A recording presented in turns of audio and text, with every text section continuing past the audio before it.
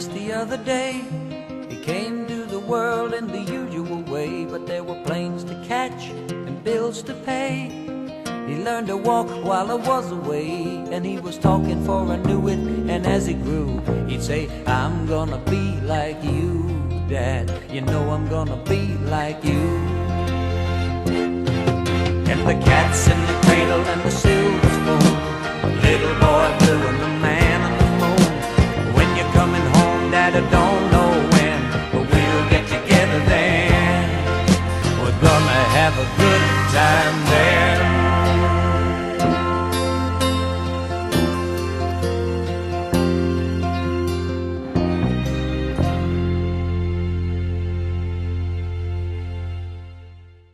So let's talk about the obvious, and yes, this video had to happen eventually. The Karate Kid 2010, starring Jaden Smith and Jackie Chan. The movie that I keep unironically referencing in my videos. The Karate Kid. Jaden Smith. 3. So it's gonna be the third one, because the second one is coming in 2019. So why exactly do I keep mentioning it? Well, it's hard to explain. You see, I don't think a lot of people actually remember this film. It was released in 2010, pretty good year. You got Gorillaz, Far East Movement, Owl City. You guys already know what I was watching back then on TV. If you want to watch that video, there's an annotation on the screen, just saying. As a kid, I loved movies, especially ones with colorful images and amazing stories that keep you on the edge of your seat. This was a movie that I saw in theaters when I was 7, and I really didn't know what else was out at the time. Hold on, let me look it up quick. Yeah, nothing really interesting here except the A-Team, but then again, I wouldn't have been able to see it anyway because I was, well, 7. Also, did you know that Toy Story 3 came out the very next week? I loved it as a kid. Anyway, now you have to understand that at the time I was seeing this, I had no idea that this movie was a remake of a past film, and really quick, I would just like to thank the original trilogy just because I recently rewatched it and it was pretty cool, so props to the original films. Many people thought that the movie's title was pretty wrong and incorrect, as Jaden Smith actually learns Kung Fu, not karate. I mean, you gotta give it a little bit of credit. I would much rather call it the Karate Kid instead of the Kung Fu Kid. Plus, it's basically the same exact story as the original, so why diss the title? Anyways, I absolutely knew nothing about this movie except 3 things. It's in China, it has these 2 people named Jaden Smith and Jackie Chan, and the trailer looked pretty cool. It even says on the back in the box, you'll stand up and cheer. I sure didn't. Whoa, a Justin Bieber music video is included. I'm gonna watch it 100 times a day. But no, seriously, Never Say Never is pretty good. It's kind of a banger. I didn't even know that Jaden Smith was Will Smith's son, and the most I knew of Will Smith was Shark Tale. But I heard some stuff about Jackie Chan earlier, and he sounded like a pretty cool guy. He did a bunch of action movies. He was in a movie with Chris Tucker, and I was like, hey, that's pretty cool. In fact, Jackie Chan's performance in The Karate Kid 2010 was so good, he earned himself an Oscar Kids' Choice Award. Do I need to repeat myself? But hey, I'm being serious here. He does a great job in this movie. He plays just an ordinary maintenance man who secretly knows the great knowledge of Kung Fu. The fight scenes in this movie are so cool. I love it when Jackie Chan just beats the hell out of the bullies. Such a well choreographed part. But beyond all of the bully beating, there is one common issue that a lot of people have with this movie. Many old fans of the series despise this casting choice. I mean, I can see why people don't like Jaden Smith in this movie. He's a bit whiny sometimes. I put my jacket on 1,000 times, I took it off 1,000 times. And he doesn't put his mother flippin' jacket on the rack. But this problem, this lazy coat on the ground problem that Dre has, turns into one of the most important parts in his transition to becoming a Kung Fu master. Check it on. Mr. Han, I already... Check it on.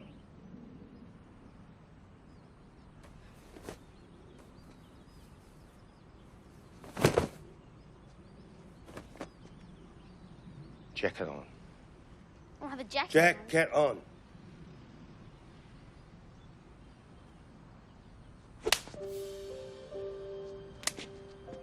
Be strong. He learns that every action we do is basically a reflex. Every action has a meaning, a purpose, a defense. It's just like wax on, wax off, except it expands upon that idea and rolls with it, which is a positive in my opinion. I love the scene in the movie, and it turns Mr. Han from being a mostly laid-back person into a determined man who reveals the meaning behind all of his lessons. What I'm trying to say is, the writing in this film is pretty good. So everyone basically knows the story of the Karate Kid, right? The guy tries to get the girl, but he gets knocked down, but then trains to be the very best and gets back up. And once again, it works great for this film. You can see the devotion in Trey. He wants to learn Kung Fu, but in order to get there, he needs to be patient, and there are a lot of stopping points. But if you keep doing all of these actions, you'll learn muscle memory and do it based on what you practice for weeks.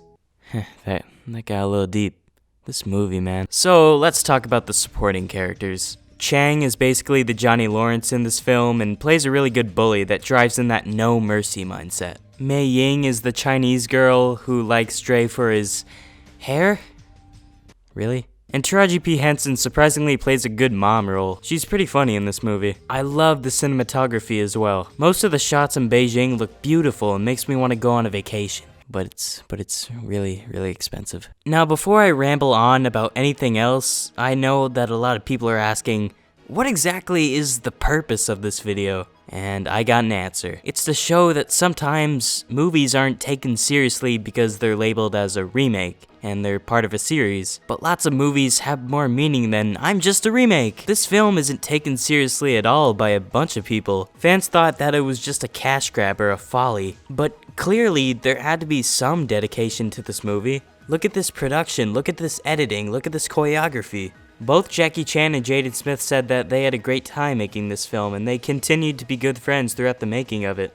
If you introduce this movie to someone, they'll probably just look at the front cover and say, "Nah, this movie's stupid, whose idea was this?"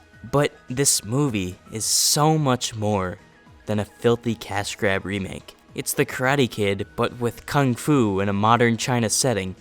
But the musical score, the characters, the fight scenes, the visuals are all reasons why I respect this film, probably more than others. And the ending of the film is really awesome too. One of the bullies breaks Dre's leg and that guy gets disqualified, with Dre advancing to the finals with an injury. If he doesn't get back up in time, Chang will claim victory. Mr. Han uses a fire cupping method on Dre that he used before, and then Dre uses the Cobra technique that he saw earlier, and it's an amazing moment. Everyone cheers. Never say never. Never say never. But what if I told you that there was an alternate ending to the movie? Master Lee is disappointed in Chang for losing, and he wants to slap him as punishment, but then Mr. Han swoops in, and the two have a face-off. Mr. Han pins Lee down and is about to finish him off no mercy, going against what he taught Dre before. And he wanted to use it as revenge against Lee for hurting Dre, but luckily Dre is able to stop him from doing so. Master Lee's students bow down to Dre and Han, Sherry slaps Lee, never say never. Never say never. Honestly, it would have been kind of a cool ending, especially for all of those Jackie Chan fans out there. But I prefer the one we got, just because it probably would have been more complex if we got the other one. It's more triumphant in a way. So yeah, that's my Karate Kid 2010 retrospective. In conclusion, it's just one of those movies that you forget about immediately just because it's a remake with Jaden Smith. But when you come around to watch it, you see that there's so much more. And it's not so bad after all. It did really well at the box office too, earning $359 million and proves to be a success. I feel like I have to mention this. They're making a sequel. Jaden Smith and Jackie Chan are set to return, but I just have a feeling that it's probably not going to work out so well. Jaden Smith is pursuing his rap career at the moment. Jackie Chan is definitely returning because he's working with the director. Wen Han, who played Mei Ying, expressed interest in returning for the sequel, but I don't know much more other than that. And Zhenwei Wang, who plays Chang, I'm not sure what he's doing. It's pretty questionable at the moment, but even if the sequel doesn't happen, I'm still happy with how the original film ended. Am I excited for the sequel, you ask? I don't know, to be honest, and probably would have been more excited if they would release a trailer or something, but nope, it's just silence so far. Whatever, I guess. You know, this movie has inspired me to learn some of my own Kung Fu.